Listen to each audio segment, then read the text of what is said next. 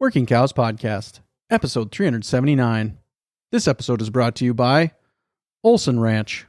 This episode is also brought to you by the South Dakota Grassland Coalition.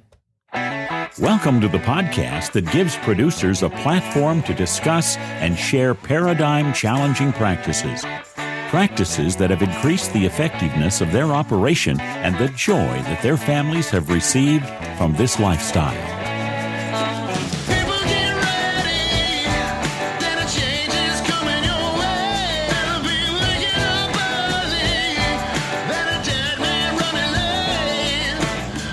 Howdy, everybody. This is Clay Connery, host of the Working Cows Podcast, recorded exclusively in the Understanding Ag Studios. And this episode is brought to you by Olson Ranch.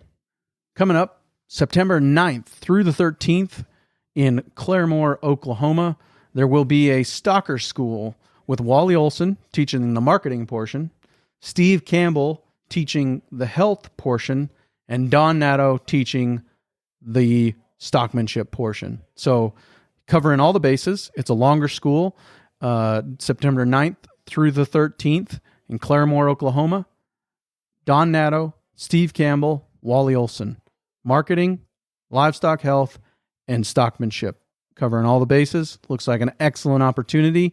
Of course, Wally's schools always include some learning on all of these issues, but you're going to have other instructors there specifically talking about the health and the stockmanship. And then Wally's going to talk about knowing and understanding yourself, understanding how to figure your cost to carry, how to find overvalued and undervalued animals, how to determine the relationships between classes of animals, how to sell, how to buy, where to sell, where to buy, the intrinsic value of a cow depreciation, all of these things are going to be on the table at the school, and many more, and a unique opportunity, first ever as I understand it, with Wally, Steve, and Don all together teaching the marketing, the livestock health, and the stockmanship.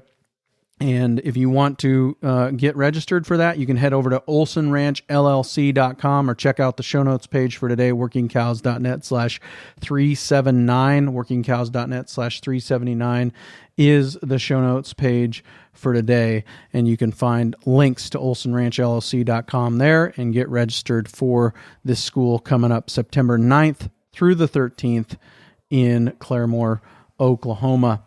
Very good opportunity there. Really appreciate Wally and his support for the Working Cows podcast. Today, I am excited to share with you a discussion that I had with Lane, Hale, and Justin Rader of 100th Meridian Ranching. We talked to them last week on the podcast about their recovery from the fire that ripped through the panhandle of Texas and western Oklahoma, and just about their recovery from that and some of the lessons they learned. So go back and check that out if you missed it. But this time we're going to talk about the bull leasing program that they have there at 100th Meridian Ranching. And we talked to them about this a long time ago, but the business has grown since then. It's matured some. It's got some different things that they're offering now and opportunities that they're offering now.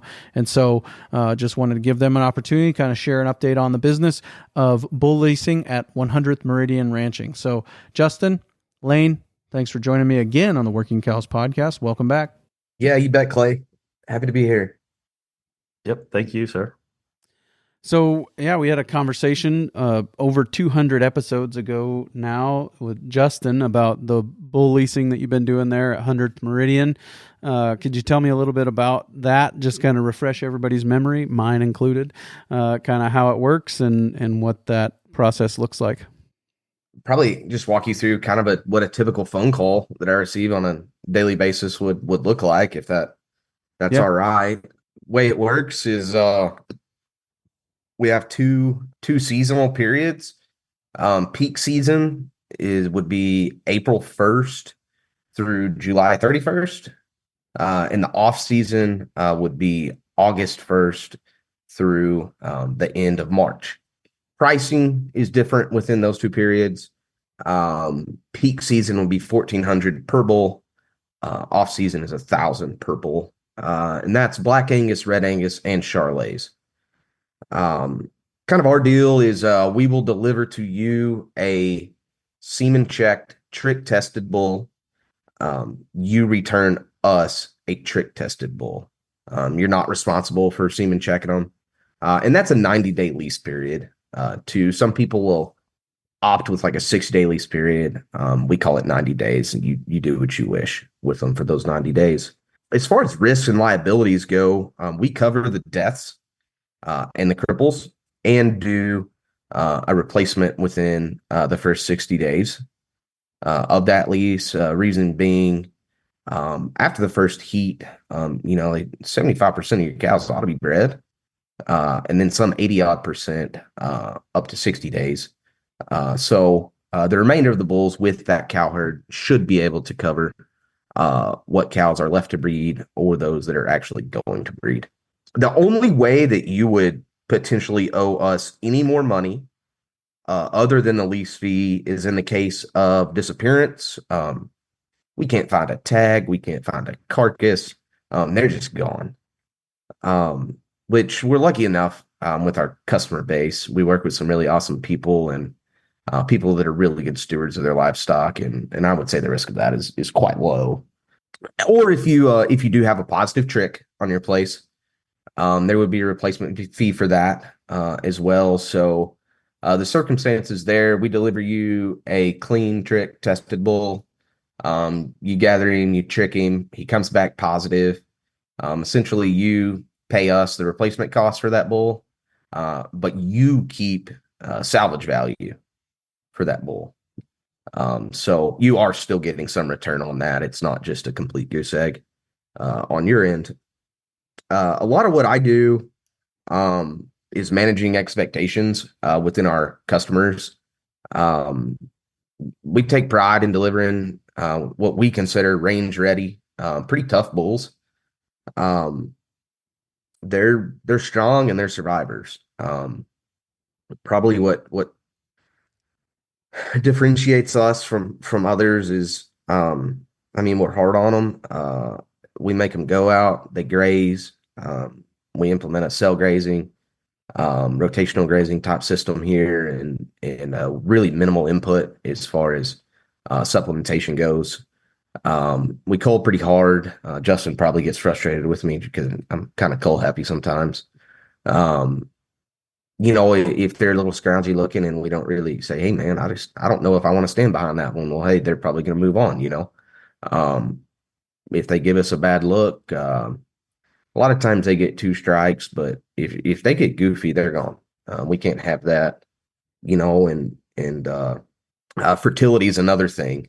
We're fortunate to work with Dr. Doug Crouch and Dr. Heath Hayden here in Canadian, too, are really good cattle vets, and I think they do a really good job as far as semen testing those bulls, and we're able to keep documentation. Kind of a 2-strike deal for us. I'll give you a pass the first time if you're marginal or below, but that second time around, it doesn't make us money and it doesn't make you money. So we want to make sure that we're promoting cattle that can go out, travel, breed cows, survive, and stay fertile in a variety of conditions, and we really need a lot of versatility in these cattle too. And that's another reason that we're pretty hard on them, just because we service such a wide region in all seasons. We've got cattle right now going anywhere from southern Montana all the way down to Brownsville, Texas, which is the very, very south tip of Texas, Missouri to the east, and western New Mexico and western Colorado. So that's a pretty big swath, and a whole lot of different terrain and environment in between. So those things got to be able to get out and hustle and do things. And in our experience, I would love to bring in Clay. I'd love to unload a trailer and have a load of bulls that have an inch of back fat and look like absolute stallions, right? That's what we all want. But the phone call that I don't want to get is, Wayne, these bulls they're sitting under a shade tree and they're panting and they won't go breed my cows. Or, man, these things are going downhill. Something's wrong with them, So I think we we try to approach it with a very realistic view of what these things jobs are and what they're supposed to be accomplishing for us. Yeah, I have some experience leasing from 100th Meridian, and it was great. It was fun. I drove down to Nebraska, and I backed my trailer up to Derek Schwanebeck's trailer, and that bull ran off of his trailer onto mine, and I drove home and I unloaded that bull, and I was I was blown away. Actually, one of the best bulls I've ever seen physically in my life. He was just really good looking, low input kind of critter. Had checked all the bondsman boxes I knew of at the time, anyways. And that was in the middle of August. We unloaded him, and I mean he'd been on a long car ride. It's 775 miles by my calculations from my house to yours, and so that was coming off of the trailer looking like that and going right to work. It was cool. So I appreciated that. Are there limits as far as size, number of head you'll send? Is there a lower limit, an upper limit? Is there range limits as far as how far you'll send them? Is Lane delivering every bull himself? How does that work? Yeah, great question. We do have a 2 bull minimum, just for logistics purposes, mainly just animal husbandry, just as far as traveling in pairs, companion animals go. As far as distances, I don't know that we have any set parameters. If you're a good ways off, um, I might ask for a little forgiveness, by a week or two, just in case I can catch a load going that way or coming back, or just to be efficient for everybody, But as far as maximum goes, that really comes down to the seasonal booking. The earlier you book, the better. If you call me a week before you want to turn bulls out, man, it's a long shot. And that does happen. And I understand people get in a bind, they weren't planning on needing the bull. I get it. We start, like this year, we started booking in January and February for May and June turnouts. That seems like a long way away. And that takes a lot of trust in our operation too, from a consumer's perspective, just to, man, I don't even have calves on the ground yet. And you're wanting me to book bulls for next year. So that is a big leap, and we understand that. But as far as those big orders go, probably the biggest we're doing right now is the 20 to 30 range. There's not a ton of them in that range, but planning ahead is the biggest thing on the big orders. Sure. What about species you've got available? What's available for critters I can lease? So far, we're just all bovine, but Lane's got some pretty awesome border collies that he might, I don't know if that's by the hour on a dog kind of deal, or if it's by the season. But so far, we are all just bovines. And colors of bovine? Black, red, and white. Okay. And red or Angus, right? Correct. Yep. Gotcha. That was my question. Gotcha. You said species. I did. I'm sorry. Boy, howdy! I didn't know what we were doing. This is a rabbit hole I was not prepared for. You're not doing ostrich yet? No emu breeding. Not yet. Justin's talked about maybe slipping some ovines into the rotation though, and that's got me pretty excited. What about gene pools? Like, where are these cattle coming from? What are they names that people are going to know as far as the source of these? What are they? Yeah, that's one of our goals. That's a big question for a lot of people is what am I getting? And so we kind of classify them into higher input, growthier type bulls, more middle of the road, kind of maternal, possibly maker bulls, and then low input type of bulls. So when everybody's following a brand of some kind, so when you think of our goal is when you think of a high input kind of thing, we've got a bull from that this related in the same blood, similar bloodlines to that high input kind of operator. When you think of a low input operator, we've got similar bloodlines that are tied into that low input crowd of, population of bulls because they are night and day difference. They're basically three different beasts. And a lot of our bulls in that lower input are also heifer bulls. So low input. And so we are fortunate because we get to see the bulls and see so many calf crops out of them. Where I think if we were saying, hey, this is a heifer bull and it's not, we'd have lots of angry phone calls. Um, so far we've had no angry phone calls. I'm not saying that people would never pull a calf out of our heifer bulls. We bred some and we pulled some heifers, this year. It was an acceptable percentage of our heifers, I think 5%, and we can live with that. So they're not, none of these are magic, the high input, the low input, the medium.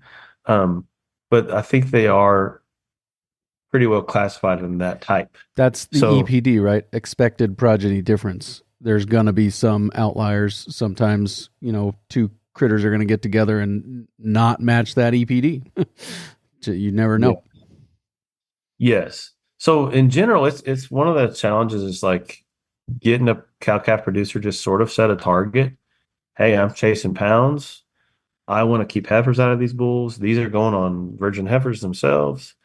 To say that helps us understand what product to deliver to them a little better as far as a type of bull. Now, like on our Charolais bulls, I'd say those are one type. Those are not heifer bulls. Those are not small makers. Those are putting on pounds kind of bulls. Mm-hmm. In our blacks and our red Angus, they're more of those types that we can pick from. And if somebody says, I need, two heifer bulls and two terminal type of bulls, we probably have them. Sure. I think it's kind of going back to your original question there, Clay, too, is I think we're fortunate enough now that as far as the growth of our operation and we're at a point to where we can source large quantities of bulls from individual sources. We raise some and retain some of our own bulls. We've been able to use them long enough and really know which ones we trust and which ones we want to stand behind. But as far as sourcing outside cattle, we're able to gather up big enough groups that we can get a really good sampling on what those genetics are and what they do and how they hold up and last. And I think that helps us as far as just knowing what we're delivering and avoiding empty promises, if you will. Sure. Do all of the bulls live there 100% of the time they're not being used? Live at your place? Correct. And that, like you said, that I don't want people to miss that nugget about basically gentle bulls. Or, I mean, you guys are not, if they look at you cross-eyed, they might get 2 strikes, but they're not going to stick around if they're headhunters, right? Yes, we have kids, we got, and we are walking through the pen sometimes. We don't pay attention, and not just for us, but like for a customer, we don't know if we're taking them to a 90-year-old guy who's on his last calf crop that maybe has one leg that can't hop as fast as he should, or if we're talking to a super puncher who can handle any kind of bull in the world. We just need him to fit everybody. So gentle is the thing, and we just don't have much tolerance for anything else. Yep. Very good. So how did you land on the price? How'd you get there? What kind of math went into determining that? Yeah. So on our pricing, we have our peak season. We don't have enough. There's more demand than supply in that peak season. I hate turning down people, but sometimes we're just out of bulls. And so for our off season, that's one of our problems that a customer helps us with a lot is, say, a fall cabber or a May cabber. Those are the guys that we're looking for. So we're cheaper there at $1,000 as opposed to the $1,400 for peak season. But we wanted to make it as reasonable as possible, where we are helping people be profitable, not taking money out of their pocket. And so kind of like just to explain our pricing a little bit, I'm a spreadsheet nut and I'm an efficiency nut. So I do crazy things like calculate my gas mileage if my feeder box is half full versus all the way full. That's how extreme I can take this efficiency thing. So I make a spreadsheet of what it really cost me to own a bull. When I start adding that up, it's shocking. So, I used to think, okay, it cost us, this was 10 years ago, it cost us $800 to own a bull. I'm updating that spreadsheet every year. We updated it recently, I think the real figure by the time you buy an average price American Angus bull sold in 2023, you own that thing for 4.5 years. You're realistic with your grass, your vet, your deads, your depreciation, your interest, some cripples, and you cull them. Even though cull bulls are high now, it's going to cost you over $2,000 a year to own that rascal for 4.5 years, which sounds insane to say a number like that, but that's just what it adds up to. So that's part of how we priced it as well. We wanted to be cheaper than owning a bull. Um, those things are around 12 months of the year. You've got to look at them, you got to handle them. When they're leased, they're only around 3 months a year. And it's sort of like your in-laws, not my in-laws, but somebody else's in-laws. You're glad to see him come, but you're kind of glad to see him leave too. My dad's been saying for years that the best way to make money in the livestock industry would be to figure out a way to put bulls to sleep for 9 months out of the year. If you could just give them a shot and they'd take a nap for 9 months and then wake up. Well, here comes 100th Meridian Ranching right there. They got the shot. Watch it. Part of that thing too was, before this, we were in a model of just cow-calf production. And I started to question, like, am I really helping my customer? At the time we were selling our calves at the sale barn, I didn't even know the person's name who was buying our calf. And then I started thinking, how can we, develop a product that solves a problem for somebody? And so we start kicking around the bulls. And then how can we really serve that customer and solve multiple problems for them? And so that's part of the deal, and that's part of the way we price it too. Is like we hope we're solving an actual economic problem for you by leasing them cheaper than you can own them. We hope we're solving a cash flow problem by also, you only have a $1,400 layout instead of $7,000 layout. That helps on cash flow. I don't know.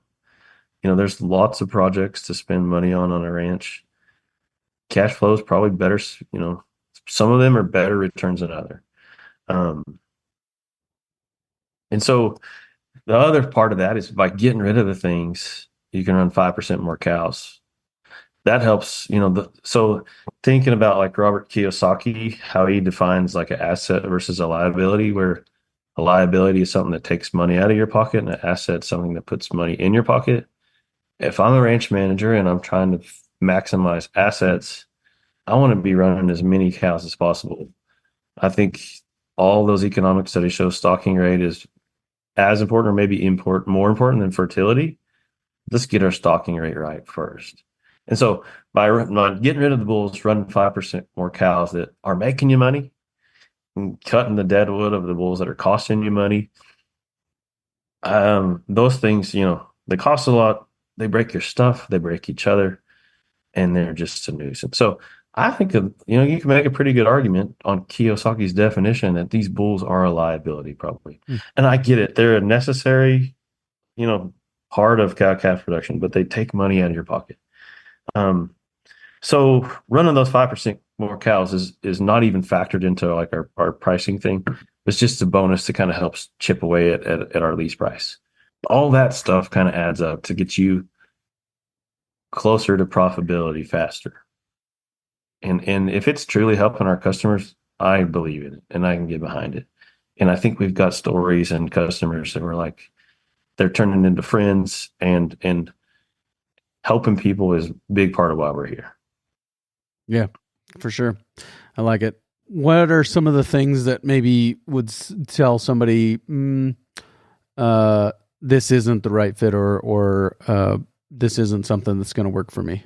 Yeah. So I kind of try to think of things from like a black hat viewpoint, if you will.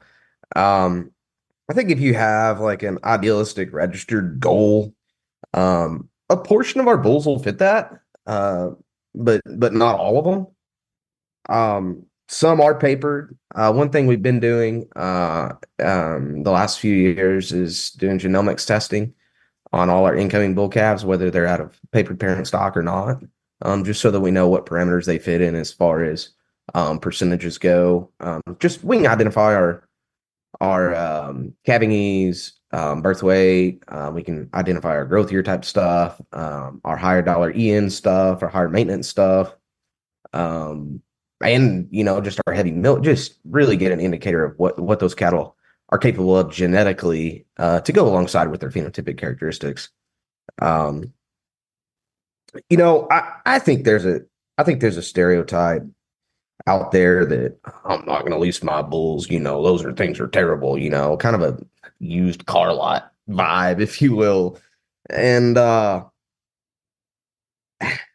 of the elephant in the room, I think, is everybody's cows are special, everybody's bulls are special, and everybody's calves are going to top the market, right? And I'm not going to see, and I'm really glad you feel that way, and I hope that's true. I really do. I'm not going to tell you that all our bulls are $1 million herd bulls and you should buy semen from us. But I will tell you that we consistently deliver solid bulls that work for a living, that will save you money on the front side. And I'd bet a whole pile of money that your sales look the exact same on the backside. Because, Justin's really keyed in on it. We like our customers. And I firmly believe that our prices would be higher if we were truly in just the profit business. But if our customers aren't successful, then we aren't successful and we won't stay in business.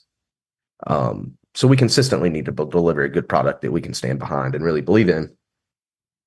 It's really been fun this year, delivering bulls, kicking out bulls in the pasture to returning customers that are happy. And we take pride in the fact that we're able to help. We don't live in the world of happy cows and clover meadows in every valley, and we live in the world of helping fellow farmers and ranchers turn a profit that is beneficial to their family's future. And that's something that Justin and I both really try to take pride in. And I don't know that it's something, Clay, that a guy dives straight into either. I think whenever we talk about leasing bulls, the initial response is, well, I can't get rid of them. Well, I don't know that anybody's asking you to. It's something that you dabble into. And, if say we've got a customer that's 1,000 cow guy and needs 40 bulls, well, he leases 20 of them. I think there's diversified risk in that. And that doesn't really matter how big or how small you are. I got to visit with a customer, an off-season customer yesterday. And so he'd been taking these off-season bulls for the last few years. And he said, I don't think I said, do you think you need anything this coming winter? So, there'd be like a Thanksgiving turnout. And he said, no, I've been waiting all summer to hear back on my lease from my landlord. I lost the lease, so we were forced to sell some cows. And I said, no problem at all. Just let us know if we can help in the future. And I think, if I was him as a manager, dabbling, if you got a shaky lease or something, if you go out and buy that $7,000 bull, you're kind of stuck with them. If you lease one, it's a different level of commitment. You can return that thing in 3 months after your cows are bred. So I think if you've got questionable drought, fires, leases, if you need some flexibility, it plays a role there, kind of like Lane was saying. And I wouldn't advise somebody to just go cold turkey, sell all your bulls and jump in with us. What if you don't love what we can deliver you? Dabbling into it and working your way into it, I think makes sense in a lot of situations. Yeah, for sure. You got some that are running just a percentage of their bulls as 100th Meridian lease bulls in. Yeah. Yes, that's true. Let's take a quick break and hear a word from our sponsor today, the South Dakota Grassland Coalition. If you're in the business of managing livestock, you've probably experienced drought, shortage of time, not enough help, and hefty debt. But facing one or even all of these challenges doesn't have to leave you worrying about how you'll make it through another year. Learn how to increase your stocking rates, extend your grazing season, increase plant diversity, retain moisture in your soil, spend less time and money on weed control, and much more at one of the South Dakota Grassland Coalition's grazing schools. During this 3-day intensive program, area producers, along with presenters from state and local agencies, combine hands-on activities in the field with classroom-style presentations to walk you through the steps necessary to create a grazing plan that suits your unique operation. Reserve your spot at one of the 3 grazing schools today at sdgrass.org. It's been 4 years, almost 4 years, nearly 4 years since we had the original conversation about this. How has the business changed? What's the same? What's different? What have you learned? Yeah, I think one thing that's changed is Dusty and Lane are on the team now, and I feel like we finally have put together the Chicago Bulls dream team of the '90s, where they're both really good at their certain things. Dusty caring for things and being a steward of like just day-to-day stuff, and Lane's eye for going out there and sorting a group of bulls that end up being peas in the pod. They're both better than I am at either one of those things, and I think that's the greatest thing. And because of that, I think Lane and Dusty have both helped evaluate bulls and push the quality better, faster than I would have by myself. And so they add a lot of value to that in that way. Who's Dennis Rodman? Friend. Sometimes it's our kids. Yeah. Why is your hair multicolored? Yeah, it happens. I mean, then the same process though, very similar. As far as what I experienced anyways, and what we talked about, I think on that original episode, the process is pretty similar. Yeah, it seems to work. It's fun to, when we can, come visit your ranch and see what you're learning, and you pick up something, even the way to make a gate latch or the way you move the herd or whatever. And then when you bring them back, it's fun to compare notes, and you get to see how we actually run them, in person. And just that collaborative learning is priceless. It's opened up so many doors and taught us so much about different places. And it helps us to understand what people are really needing. Lane saw a place in New Mexico the other day that is twice as difficult of a place to make a living as here. And it helps us understand how to prepare the bulls to be successful in that. Yeah, that's 100% true. I can't thank Dusty and Justin enough for kind of taking care of my chores and allowing me to do that and travel and meet with some customers. And to answer your question earlier that I didn't get covered, I deliver what I can, within gooseneck trailer load. If it's a long haul or big haul or we can split, like this morning about 5, we loaded up a semi load to go to Colorado and Wyoming. But if it's within reason, I'll darn sure do it myself, because I like to go and see, and it's really valuable to us to see what these cattle are doing and the country they're in, the top cattle that they're breeding, just so we can get better at our job, because I think your customers can tell you what they see, right? But what we see might be different. So just to get the whole picture, I think it's important to be able to get out and go and travel. And that's been a big blessing for me in my position that I'm really grateful for. What have you learned about bulls? I mean, you guys probably deal with more bulls than the average person. What are some things, maybe each of you give me 1 or 2 things that you've learned over the years about bulls and about some of the, I don't know, ways of working with them, or just what you can see early on, some of those things? Just from my perspective, I get a lot of questions like, I don't know how you deal with bulls all day, every day. Like, how do you do that, right? And my kind of deal is that if that's the only life then you don't really know any different, right? So it really doesn't bother me that much. And I think we're at the scale that we're big enough that it kind of just works. We've had enough practice handling those bulls. We get enough experience kind of training them more or less.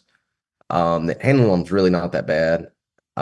We learn a few tricks just as far as animal handling goes, to where most of those cattle, we do a lot of work on horseback. We sort a lot of bulls on foot. I use my border collies.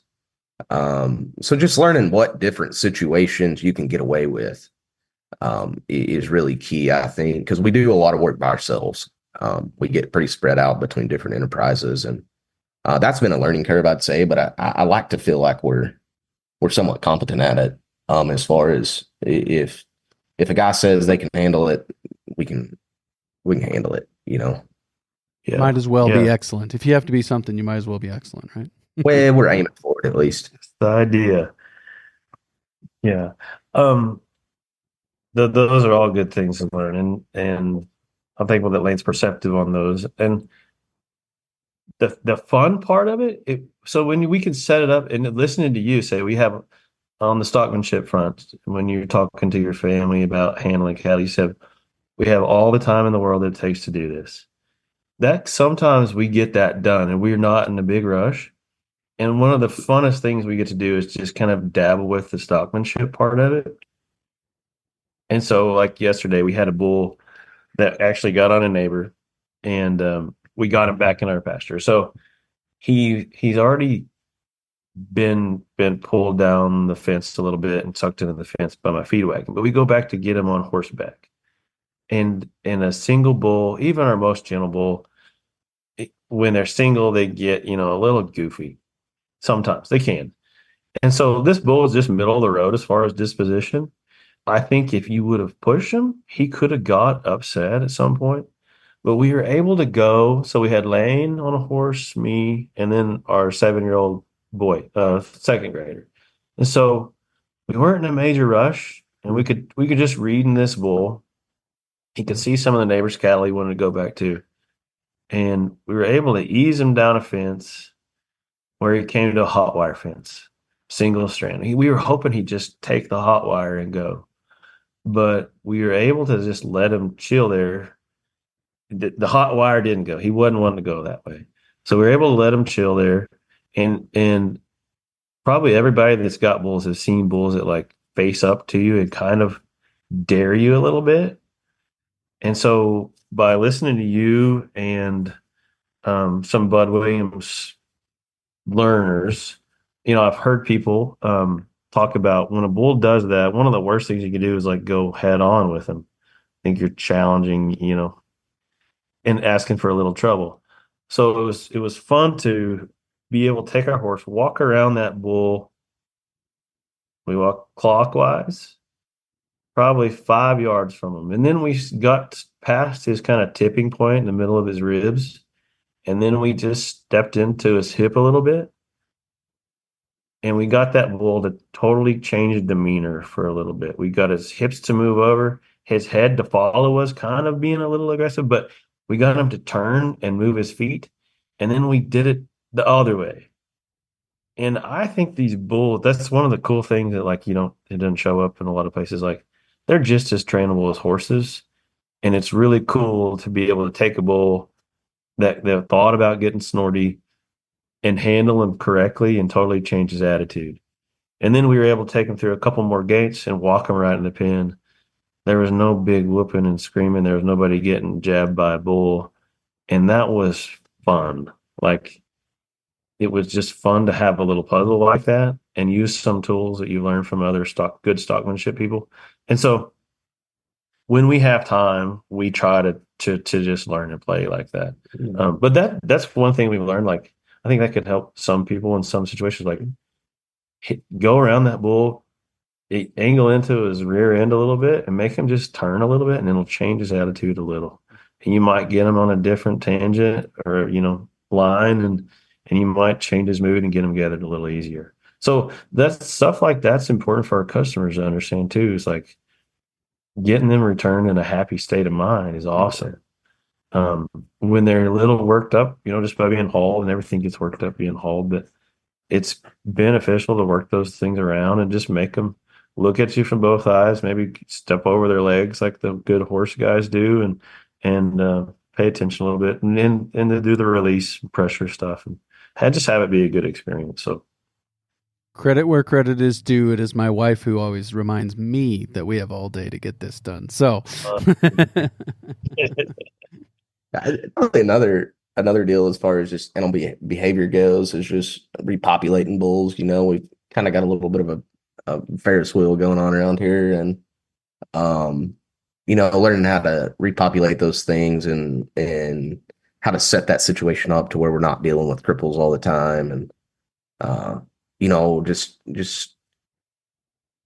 if you've got the facilities to do it, let them sit overnight or large part of the day, just with a good fence between them. Or if you're forced to go ahead and kick them out together, just how to, a lot of times we'll take that trailer and call some of them things up, and we'll string an obnoxious amount of or not an obnoxious amount, but a really long string of cake out or something, and even pull off a little ways and then turn them bulls out. And a lot of times, by the time they get to those other bulls, they're tired of walking, and those other bulls are full. And seems like there's a lot less problem there versus just kicking them out and let them have at it. Um, Yeah. Yeah. Sure. One other thing that's been cool to kind of see show up is like, one of the things we hate is cripple bulls, and it's just part of bulls. But I think you start to see some bulls that are pretty impressive to your eye, and they're good. And then when they can go out multiple times in a year for year after year after year, those things start to climb to like the top 10% of bulls walking as far as usability. Yeah. The good ones, I think they can do a lot more than we think they can. And I think that's really cool that they stay sound, they stay gentle, they can handle a variety of situations, and they get to spread their genes to a lot of places. Mm. More so than the bull that just is a one shot and then he's crippled. They fall out and they're done. And I hope that using those things and challenging a little to the right amount, we don't want to dog these things until they're skeletons, but using them, challenging them, seeing how good they hold up, we're going to figure out a lot more faster than we would have when we had, just our old bulls on our cows, and we try to make them last as long as possible. The good ones, they can do a whole lot more than we think they can. Yeah. How much faster does the guy deteriorate who retires at 55 and sits in front of Fox News all day versus the guy who retires at 55 and takes up mountain biking, kayaking, and, whatever else? How much faster does he go downhill? So I think those are good things to remember. that's been really gratifying too. Justin loves the animal handling side of things and learning those behavioral tricks, and which I enjoy too. But I also really enjoy just the selection process and watching those cattle as they go out and work and make a living, and what lasts and what doesn't. I think that really challenges us to get better on our end as people and animal husbandries. For sure. Yeah, I talked about my dad and his miracle shot he wants earlier in the episode, but kind of, what I hear you talking about here is some peace of mind, right? You got bulls that are somewhere else for 75% of the year, and that's a pretty good trade for a lot of ranchers, I think. Yeah, you can't put a price on peace of mind, right? And I think we can sit here and look at the numbers and try to justify it every which way, and just human nature, you're gonna justify whatever you want to justify, right? But peace of mind is so huge, just to know, hey, when Clay calls, Clay's gonna order 5 bulls, and Clay doesn't have to worry about it. They're gonna show up the day that he wants them to show up on August 5th or whenever you want to turn out, and they're going to be sound, they're going to be fertile, and they're going to be clean, trick tested. And they're going to go breed your cows, and then they're going to leave. And that's it. That makes your life a lot easier. Very good. Well, I think it's a great service you guys are providing. Would love to see more people take advantage of it. Where can they go to get a hold of you? So we've got our website, 100th Meridian Ranching .com. We've recently launched within the last several months Facebook and Instagram. Follow us there. We've got some giveaways coming up here through the next few months. Pretty exciting. We just finalized those within this week, and pretty excited to share those with folks. And if you're interested, feel free to reach out to Justin or I. If we don't answer, we'll call you back. And shoot us an email if you want. And if you are interested in booking, earlier is better. Very good. Very good. I really appreciate you guys' time today. Thank you once again for joining me on the Working Cows podcast. Thank you, Clay. It's been a lot of fun. Yeah, really enjoyed it. Appreciate your time. Very good stuff there with Justin and Lane. Really appreciate them taking the time to give us that update. Coming up next week on the Working Cows podcast, I'm going to share the Q&A sessions from a recent Soil Health Academy that I attended. I went to the Soil Health Academy in Fort Pierce, South Dakota, hosted by the Turner Ranches. Gabe Brown, Alan Williams, Fernando Falomir were all there, and they were all instructors. And so at the start of day 2 and at the end of day 3, they took time to answer questions from the group. And so this is a unique opportunity. If you're interested in attending a Soil Health Academy, you'll get to hear from Gabe Brown, Alan Williams, and Fernando Falomir. Look forward to sharing that with you coming your way real soon on another episode of the Working Cows podcast. We invite you to visit workingcows.net to subscribe to the show via iTunes or Stitcher. You'll also find detailed show notes pages, resources from our guests, and the industry leaders who have influenced them. For more ideas on putting your cows to work for you in a more profitable way, tune in next week.